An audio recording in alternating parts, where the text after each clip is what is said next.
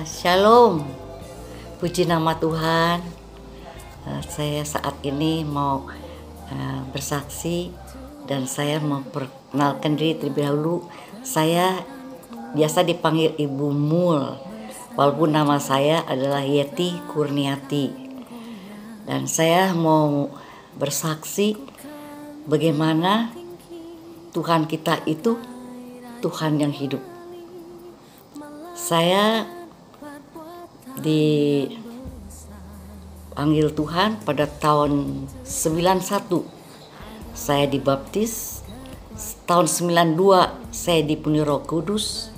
Ternyata setelah saya dipenuhi Roh Kudus itu yang memimpin, yang memberikan segala yang dibutuhkan untuk kita jadi sehat, jadi kuat, bahkan jadi berkat.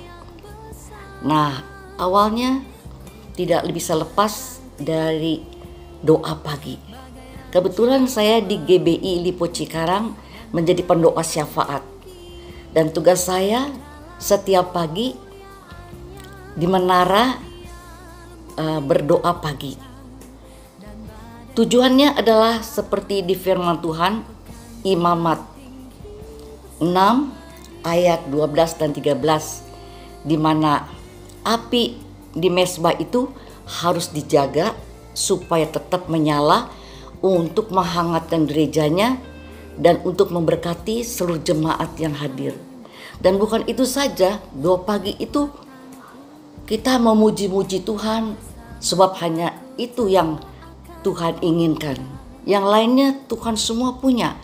Tapi Tuhan senang kalau kita bisa memuji dan menyembah Tuhan, sehingga kita lebih lagi disayang Tuhan dan dikenal Tuhan, supaya doa kita bisa didengar.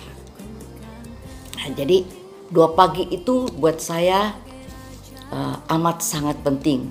Setiap pagi walaupun saya udah capek, saya datang kembali di dalam hadiratnya, merasakan kehadirannya, di-charge lagi, disehatkan dan dikuatkan. Walaupun saya sekarang ini sudah jalan usia 83, masih diizinkan Tuhan untuk melayani pelepasan. Sesuatu yang mustahil, tetapi percaya bukan saya, tapi Roh Kudus yang di dalam saya ini yang bekerja. Nah, izinkan saya untuk membagi bagaimana awalnya dengan saya ketekunan setiap hari membaca firman, itu membuat kita dikenal Tuhan. Nah, pertama kali saya merindukan firman itu karena saya mengalami pengalaman pribadi bersama dengan Tuhan. Pada waktu itu saya bersaksi mengenai firman bisa dihidupkan.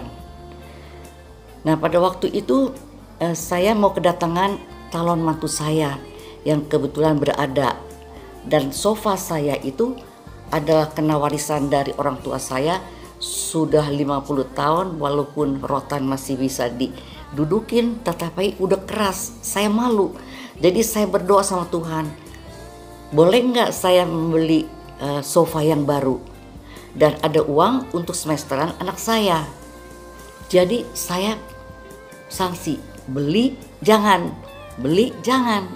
Nah, pada pagi itu pada waktu saya baca firman yang tidak diacak, saudara. Jadi kalau saya baca hari ini besok dilanjutkan. Walaupun yang lainnya siang malam terserah bisa dibaca. Tapi ada berurutan setiap pagi dilanjutkan. Dan pas pada pagi itu saya baca kalimatnya sebenarnya membeli satu kota, tapi kata belilah itu mengikuti saya. Nah, jadi saya tanya sama anak saya, apakah beli? Jangan, kita uji, jadi saya beli. Dan benar, tatkala saya udah beli, seminggu kemudian ada orang yang datang ke rumah. Waktu itu saya di Kelapa Gading, orang ini dari Bogor. Kebetulan rumah saya itu dulu ada kuasa kegelapan, orang sekitarnya tahu udah nggak pada mau, tapi Tuhan membuat ibu ini mau mengontrak. Dan saya bilang berapa aja dia bayar, ternyata dia bayar lebih daripada apa yang saya butuhkan. Mulai saat itu saya percaya melalui pembacaan firman yang adalah perkataan yang mati menjadi rema, menjadi hidup. Dan itu bukan satu saat itu saja, begitu banyak saya kesaksian melalui Tuhan bisa berbicara melalui firman. Jadi setiap pagi saya selalu merindukannya. Dan biarlah ini juga menjadi berkat bagi yang Anda yang mau lebih dikenal Tuhan, supaya juga mau membaca firman. Firman itu adalah perkataan Allah. Nah, kedua akan saya membagi mengenai Roh Kudus. Tahun 92 saya dipenuhi dengan Roh Kudus. Awalnya saya juga takut, saudara. Saya bilang sama Tuhan, cukuplah, saya udah dipenuhi, udah dibaptis. Kayaknya saya nggak perlu berbahasa roh itu. Terus terang waktu itu saya takut, saudara. Tetapi luar biasa setelah esokannya waktu hari Sabtu, besoknya mau hari Minggu dipenuhi Roh Kudus, saya memperoleh buku kecil di mana di situ diterangkan mengenai Roh Kudus. Berarti Tuhan mau saya dipenuhi Roh Kudus. Jadi hari Minggu itu saya siap, saya mau dipenuhi Roh Kudus. Dan saya dari berapa orang saya menerima. Setelah saya dipenuhi Roh Kudus, ternyata saya diproses. Jadi kalau Anda telah dipenuhi Roh Kudus, sifat lama kita yang tidak baik itu dimunculkan. Seperti saya dulu pemalu. Saya dimalu-maluin, saudara. Tapi tentunya dengan keadaan di mana tidak banyak yang tidak kenal saya. Nah, dengan begitu roh malu saya habis. Kemudian saya punya sifat cepat tersinggung, disinggung-singgung sampai saya hampir pingsan. Saya pikir ngapain bodoh, orang yang ngomong aja udah lupa, kenapa kita menyimpan perkataan orang sehingga kita nggak ada damai sejahtera. Nah, jadi satu persatu sifat lama yang tidak baik itu dimunculkan. Nah, kalau kebetulan sifat lama itu kita cepat terganggu dengan jenis lain, itu pun. Nah, makanya jangan heran kalau ada banyak hamba Tuhan digoda.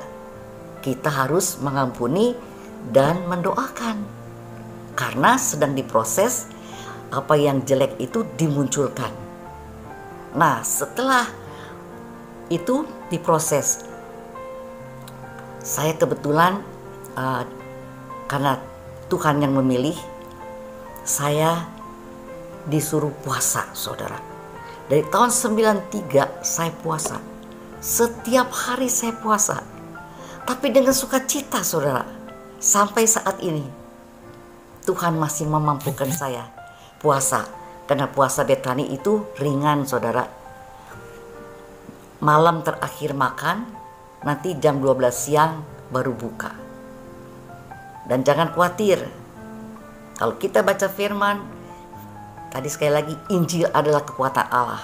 Saya sehat, saya kuat, gak ada kekurangan, bahkan disayang Tuhan. Doanya tidak terhalang. Nah, biarlah kesaksian ini boleh membangkitkan Anda untuk nanti di tanggal 31 itu pencurahan Roh Kudus jangan sampai dilewatkan. Anda siapkan diri, hanya mau saja. Kenapa yang tidak bisa menerima? Ada beberapa penghalang di mana Anda nggak bisa terima. Satu, hati yang tidak percaya. Karena nggak percaya tentunya nggak dapat. Atau tidak mau, juga tidak, Tuhan akan memaksa. Atau roh yang tidak dikembangkan. belum kenal, belum tahu siapa dia, atau telinga yang tidak peka, atau hati nurani yang tidak tanggap, atau sikap yang tidak peduli. Bodoh amat, yang penting diberkati udah. Tapi saya menghimbau, biarlah kesempatan 31 ini jangan terlewatkan. Persiapkan diri, kalau boleh tambah puasa. Dengan percaya Anda akan menerimanya. Mula-mulanya, awal-awalnya itu ada sesuatu perubahan, gitu, ada perubahan entah di mulut, entah di perut, atau di mana tanda engkau benar-benar menerima. Jadi bukan ikut-ikutan, saudara, karena roh itu sungguh-sungguh luar biasa. Nah, setelah itu saya anjurkan Anda untuk memelihara dipenuhi Roh Kudus itu, karena Roh Kudus itu adalah bara api. Kalau kita sudah menerima bara api, setiap pagi kita harus mempergunakannya supaya dia tetap menyala. Nah, kalau kita berhimpun bersama-sama, entah di beberapa orang, 2-3 orang, apalagi lebih banyak, ada yang lebih banyak lagi. Bayangkan, dia itu berupa bara api. Kalau bara api disatukan, yang kurang pasti akan menerima dari yang lainnya. Jadi setelah engkau berhimpun bersama-sama, engkau pulang, pasti kau yakin ditambah apimu. Nah, itu ada frekuensinya. Kalau misalkan seperti lampu 5 watt, 10 watt, mungkin 1000 watt, kalau enggak dicolokin di saklar tidak akan menyala. Begitu juga kalau kita udah dipenuhi Roh Kudus, kalau Roh Kudus tidak turun atas kita, nggak ada kuasanya. Jadi itu untuk kelanjutannya, untuk kalau engkau melayani, tentunya mempersiapkan diri, puasa, terus berbahasa roh banyak-banyak, terus sebelum melayani, persiapkan di rumah, berdoa untuk apa yang harus didoakan, bungkus dengan darah Yesus, pagari dengan tembok berapi yang menyala-nyala. Itu dari Zakaria 2 ayat 5. Dan setelah selesai engkau melayani, pemutusan perlu amat sangat, karena kadang-kadang itu apa yang kita doakan bisa berbalik kepada kita. Tapi kalau kita tertib, teratur, percaya, seperti saya, aman dalam perlindungan Tuhan, ada sukacita menikmati kuasa Tuhan. Nah, kalau ini masih ada waktu sedikit lagi, saya akan membagi mengenai kesaksian di mana pada waktu itu saya melayani bersama dengan Benson, waktu itu dengan Monas, ada anak muda yang mau habis minum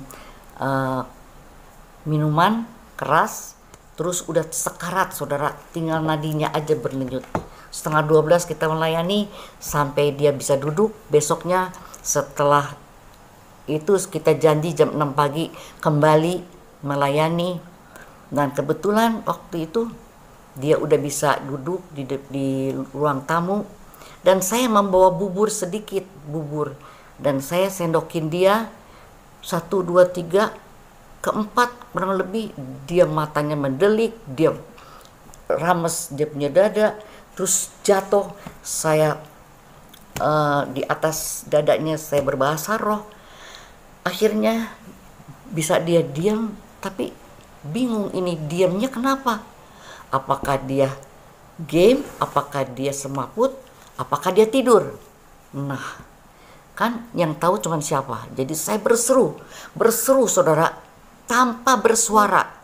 Kalau mau itu bisa kedengaran sama Tuhan. Dan saya tanya, Tuhan ini bagaimana? Tuhan balik tanya, tadi doa apa? Nah, saya ingat, saya sebelum pergi saya doa, baca firman dari Mazmur 126. Pulang bersorak-sorai. Saya panggil Benson pulang, dan besok pagi balik lagi. Anak muda ini sudah berdiri di muka pintu, dan hari itu juga mau pulang ke Padang. Itu semua karena pekerjaan Roh Kudus. Terpuji-pujilah Tuhan. Haleluya. Amin.